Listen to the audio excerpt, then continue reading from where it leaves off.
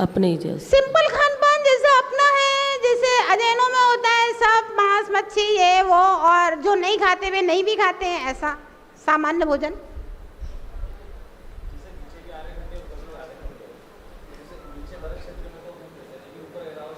हाँ सेम व्यवस्था, same same same same. हाँ हाँ हाँ अपने ही जैसे, सेम टू कॉपी। जैसे यहाँ हो रहा है वैसे सब वहाँ हो रहा है, पर ऐरावत क्षेत्र में भी हो रहा है। नहीं कोई व्यवस्था नहीं है, कोई उनका प्रेमी देव या कोई विद्याधर जाकर के संबोधन दे दे बात अलग है, बाकी वे किसी की सुनते नहीं है। वो भूमि का प्रभाव है, क्षेत्र का प्रभाव है, वहां वैसे ही पापी जीव उत्पन्न होंगे, उनको धर्म कर्म समझ में नहीं आता है।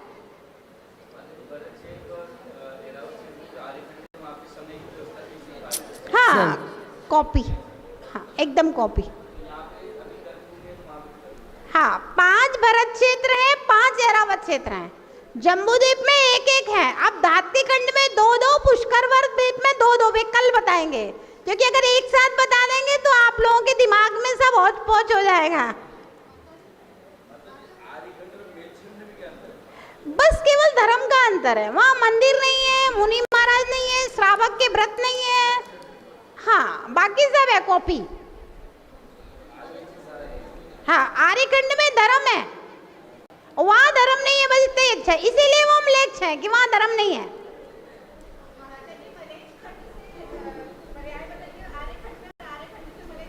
हाँ हाँ मर करके जा सकते हैं। इधर से दिल्ली, दिल्ली से कोटा आ सकते हैं। चलिए आगे चले। भरत क्षेत्र की व्यवस्था समझ में आ गई हो तो सेम ऐसे ही ऐरावत क्षेत्र की व्यवस्था है, उसको बताने की जरूरत नहीं है। हाँ हाँ विद्याधर पुरुष भी होते हैं, स्त्रियां भी होती हैं, उनको भी विद्याएं होती हैं। हाँ करती हैं, विद्याधरी स्त्रियां सुमेरु पर्वत की वंदना के लिए जाती हैं।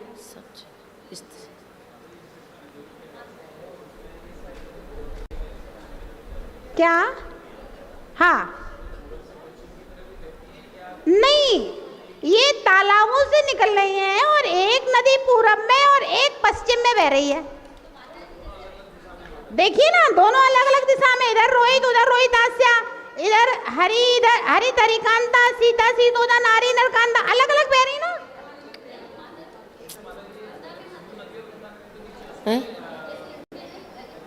नीचे नहीं, दक्षिण दिशा में जाकर के ये सारी नदियां लवण समुद्र में गिर रही हैं। हाँ पूरी 14 नदियां निरंतर लवण समुद्र में गिर रही हैं। हाँ भैया क्या पूछ रहे हैं पीछे से?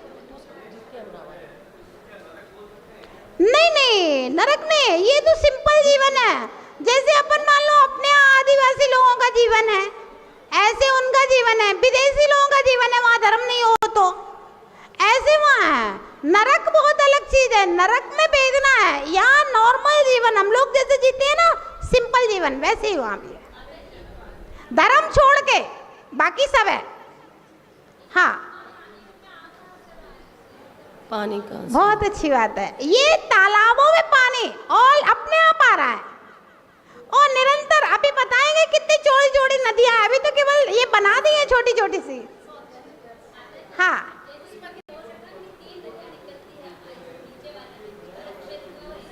हाँ क्या? ऊपर भी तो निकल रही ना, ये तो कूट बने हैं। रक्ता रक्तोदा निकल रही है और हाँ, वो यही स्वर्णकूला, है। स्वर्णकूला, ठीक ठीक ठीक स्वर्णकूला।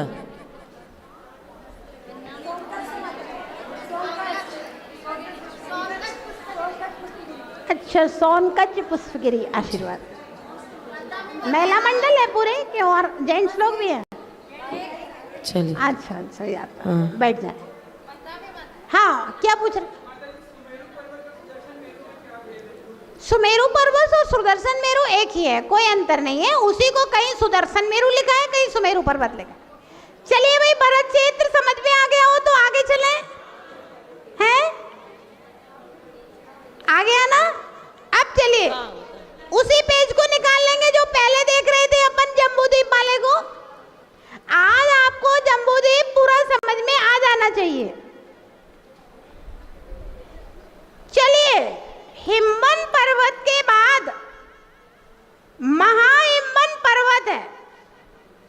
हिमवन पर्वत और हिमवन पर्वत के बीच में हेमवत क्षेत्र है। इस क्षेत्र में रोहित और रोहिताशा नाम की नदियां बह रही हैं। एक नदी महापद्म तालाब से आ रही है, पूरब में जा रही है, और एक नदी पद्म तालाब से रोहिताशा जो पश्चिम में जा रही है। मिल गई कि नहीं? नदी मिल गई, तालाब मिल गया, पर्वत मिल गया, क्षेत्र मिल गया। अब ऊपर चलते हैं। एक बार महाहिमवन पर्वत के बाद निषद नाम का पर्वत है। ये मंदिर बनाया हुआ है ना, देख लिए मंदिर के बाद मंदिर निषद पर्वत के ऊपर। इसके बीच में हरि नाम का क्षेत्र है। मिल गया कि नहीं? इसमें हरित और हरिकांता नाम की दो नदियां बह रही हैं, एक पूरब में दूसरी पश्चिम में। मिल गई कि नहीं? नहीं तो चश्मा लगा के देखो। हाँ, अब देखिए, निषद पर्वत और नील पर्वत के बीच में पूरा बड़ा सारा विदेश क्षेत्र है। मिल गया विदेश क्षेत्र। इसमें सीता और सीतोदा नदियां बह रही हैं। मिल गई। अब देखिए, बीचों बीच में चौकोर बना हुआ है। ऊपर चंद्रमा का आकार बना है और नीचे चंद्रमा का आकार बना है। ऊपर वाला उत्तर दिशा में उत्तर कुरु है और नीचे वाला पूरा देव कुरु है। मिल गया कि नहीं?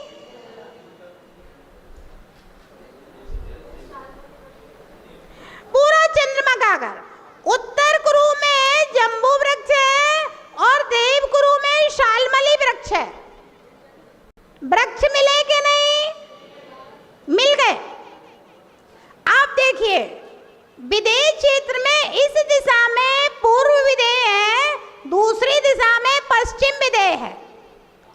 अब विदेश क्षेत्र के 4 टुकड़े हो जाते हैं। एक सीता नदी के उत्तर में, एक दक्षिण में, सीतोदा नदी के उत्तर में और दक्षिण में। फिर विदेश क्षेत्र के वहां पर देखिए आप, निषद पर्वत पर और नील पर्वत पर 6 कुंड बने हुए हैं और उन कुंडों में से विभंगा नदियां बह करके 6 नदियां सीता में और 6 सीतोदा में मिल रही हैं। इससे विदेश क्षेत्र के टुकड़े हो गए। फिर बख्शार गिरियां खड़ी हुई हैं, जिनमें एक एक मंदिर बना हुआ है। आप देखिए, पूरी 16 बख्शार गिरियां होती हैं। अब आप एक कॉर्नर की गिनती कीजिए तो 8 भाग निकलेंगे। 1 2 3 4 5 6 7 8। 8 दूनी 16, 16 दूनी 32। एक विदेह संबंधी ये 32 उपविदेह हो गए। देखिए, इतनी जल्दी समझ में नहीं आएगा। जब आप गौर से देखेंगे, हम 3 बार बताएंगे, तब चौथी बार में आपको समझ में आएगा। हमें भी इतनी जल्दी समझ में नहीं आया था, हमने तो 10 बार पढ़ा था तब समझ में आया था। हाँ, तो जी तो इसमें से नहीं, जी इस कुंड से गिरी बख्शार गिरी। हाँ, तो इनमें मिली, इससे जी 6 भगवान। अब इनकी में से जी और गिर रही है जी नदी। हाँ, सारे 16 बख्शार गिरियां हैं। मिल गई। अब ये जो 32 उपविदेह है ना, इनमें एक एक तीर्थंकर रह सकते हैं।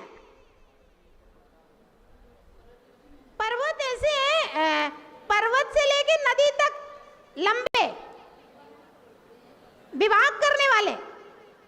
विदेश क्षेत्र चल रहा है। आपको विदेश क्षेत्र समझ में आया?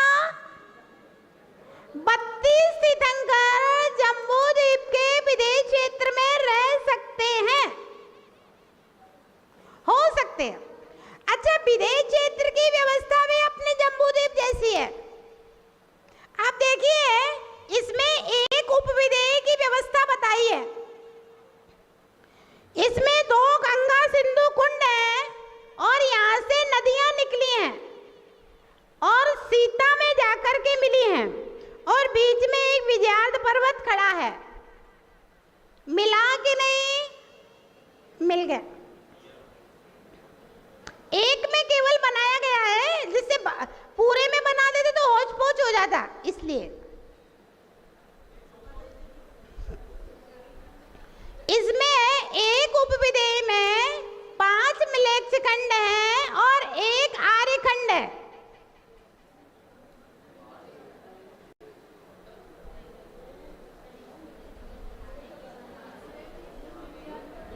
अच्छा, आप लोग एक काम करो,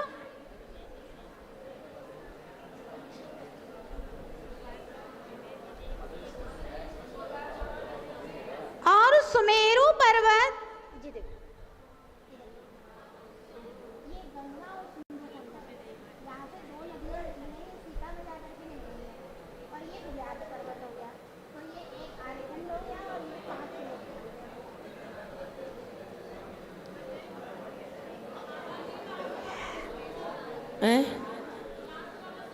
हाँ, पूछे।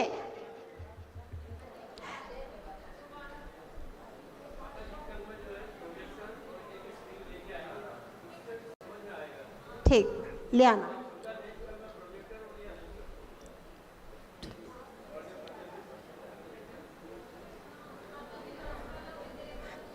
अब देखिए, विदेश क्षेत्र के ऊपर नील पर्वत, फिर रुक्मी पर्वत, रम्यक क्षेत्र, रुक्मी पर्वत के ऊपर शिखरिन पर्वत, हैरण्यवत क्षेत्र, शिखरिन पर्वत के ऊपर ऐरावत क्षेत्र।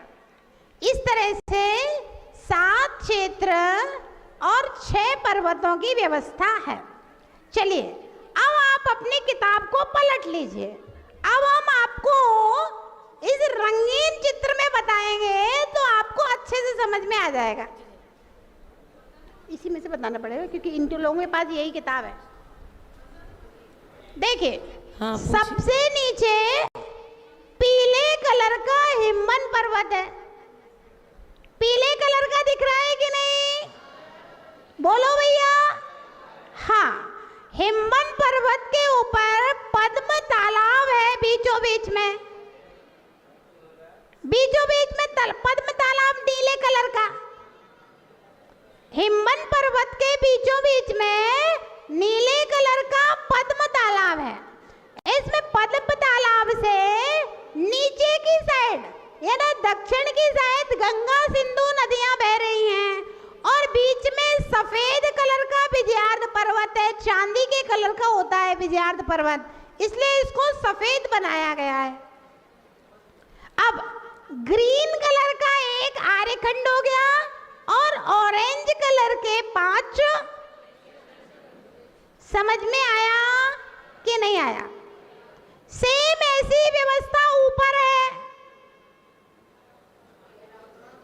पीले कलर का पर्वत है, पर्वत पे तालाब है, नदियां बह रही हैं, विजयार्ध पर्वत है, 5 ऑरेंज कलर के मिलेच्छ खंड है और एक ग्रीन कलर का आर्यखंड है। बोलो भैया, भरत ऐरावत की व्यवस्था समझ में आ गई कि नहीं आई? आई कि नहीं आई? आ गई। अब आगे चलें। देखो, आज आप पहली बार पढ़ रहे हैं, है ना? हम इसी को 3 दिन पढ़ाएंगे, कल फिर यही पढ़ाएंगे, फिर परसों फिर यही पढ़ाएंगे, तो परसों आपको एकदम क्लियर हो जाएगा। आप लोग टेंशन मत लो, थोड़ा टाइम लगता है सब चीज में, और ये सब बहुत सरल है, कुछ भी नहीं है ना? जितना आप लोगों ने स्कूल की किताबें पढ़ी हैं और जितनी तेरी मेरी बातें याद रखती हो एक दूसरे की, उसकी अपेक्षा से ये बहुत सरल है। ये डायग्राम इसलिए बताना जरूरी है कि बाद में हम आपको ये बताएंगे यहाँ पे ये है, यहाँ पे, जब आपको जगह का ही पता नहीं है, जब जैसे ये बताया ये आर के पुरम है, ये तलवंडी है, ये विज्ञान नगर है, बसंत विहार है, ये विस्तार योजना है, फिर बताएंगे कि भैया ये आर के पुरम के अध्यक्ष जी जो हैं, विज्ञान नगर के ये हैं, विज्ञान नगर का मंदिर। जब जगह ही पता नहीं है तो वहां के आदमी कैसे समझ में आएंगे? तो अभी एक बार जमीन की जो भौगोलिक स्थिति है उसको समझ लें, अब बताते हैं कि यहाँ क्या क्या होता है, क्या क्या है यहाँ पर। अब देखिए, पीले कलर के दो पर्वतों के ऊपर बीच में हिम्मन के बाद में महाहिम्मन पर्वत है जो व्हाइट कलर का है। ये चांदी के रंग का होता है, इसलिए इसको सफेद बनाया गया है। इसके बीच में बैगनी कलर का एक क्षेत्र बना हुआ है और ठीक ऐसे उत्तर दिशा में देखिए,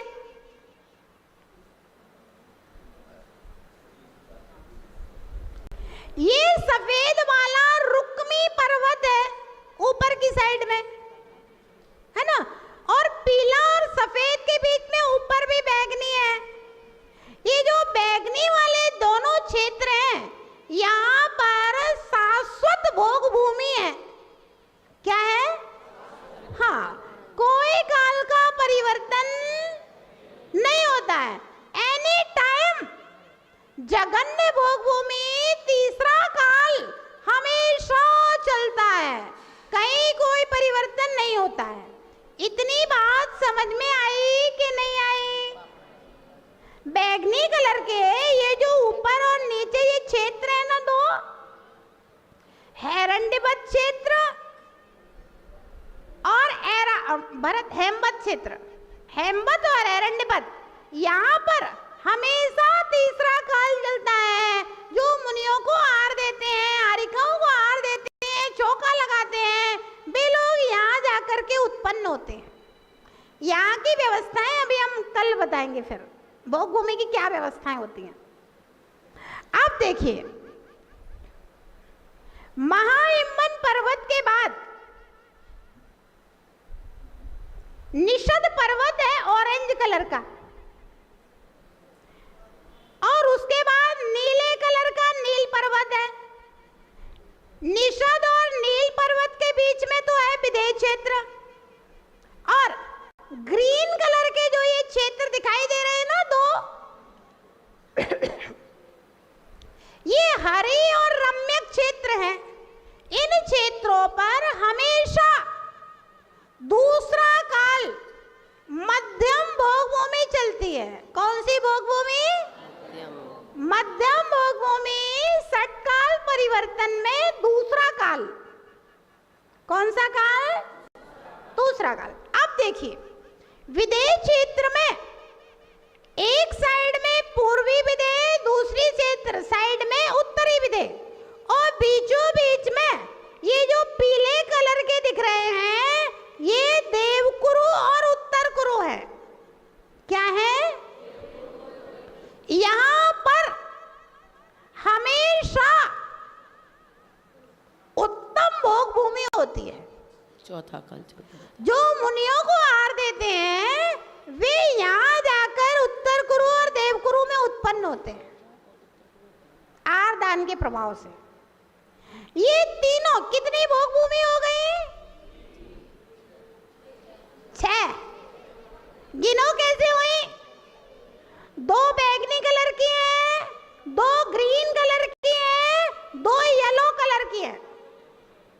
गिनो। 2 बैगनी कलर की, 2 येलो कलर की, 2 ग्रीन कलर की, 6 भोग भूमि और 3 कर्म भूमि, भरत क्षेत्र, ऐरावत क्षेत्र और विदेह क्षेत्र। तो जम्बूद्वीप में क्या हो गया? 3 कर्म भूमि और 6 कितने हुए? 3 कर्म भूमि और 6 भोग भूमि। अब ऐसी सेम व्यवस्था धात्की खंड में और आधे पुष्कर द्वीप में डबल है। तो 5 भरत क्षेत्र, 5 ऐरावत क्षेत्र, 5 विदेह क्षेत्र, और जितनी चीजें हमने जम्बूद्वीप में ये सब पढ़ी है ना, पर्वत, तालाब, नदियां, ये सब 5-5 होते हैं। एक जम्बूद्वीप में, 2-2 धात्की खंड में और 2-2 पुष्कर द्वीप में। कितने हो गए? 5-5-5। एक जम्बूद्वीप में सुमेरु पर्वत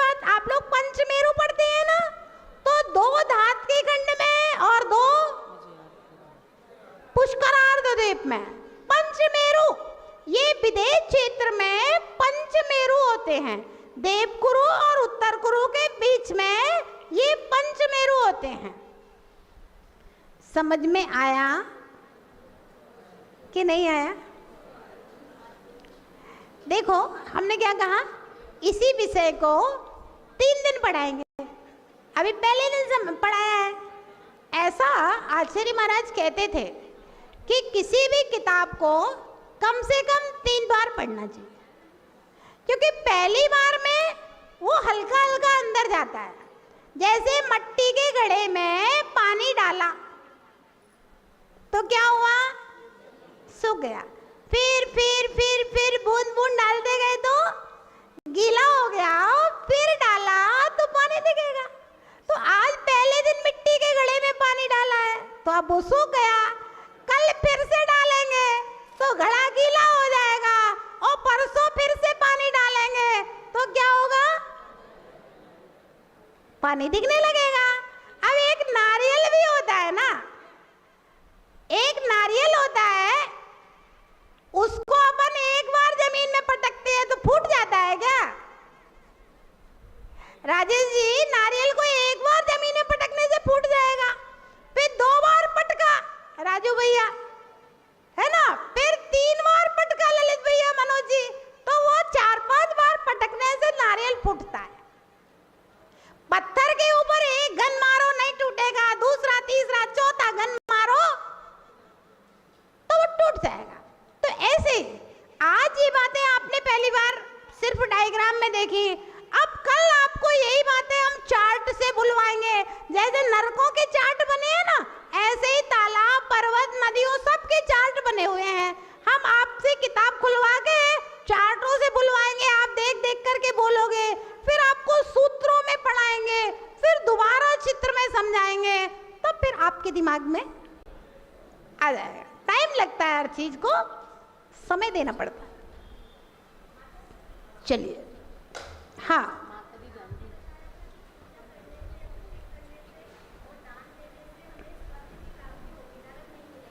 हाँ,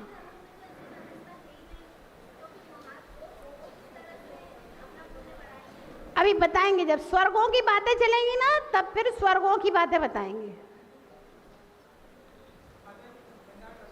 पेज नंबर 140 और 147 निकाल लीजिए। सारे चार्ट बने हुए हैं, हम 2 मिनट में उच्चारण कराए देते हैं, उसके बाद छुट्टी आपकी, थक गए हो हमें पता है। हाँ हाँ, चलिए, क्षेत्रों और पर्वतों के चार्ट।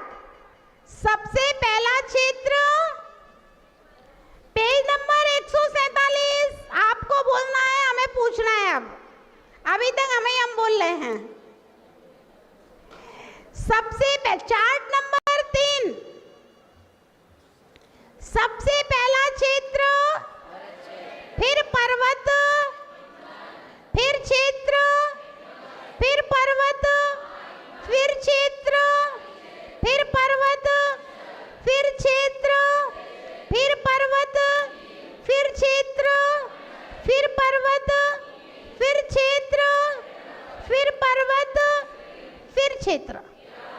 अब देखिए, जम्बूद्वीप को हिमवन, मायमन, निषद, नील, रुक्मी, शिखरिन, इन 6 पर्वतों में 7 क्षेत्रों के रूप में टुकड़े टुकड़े कर दिए।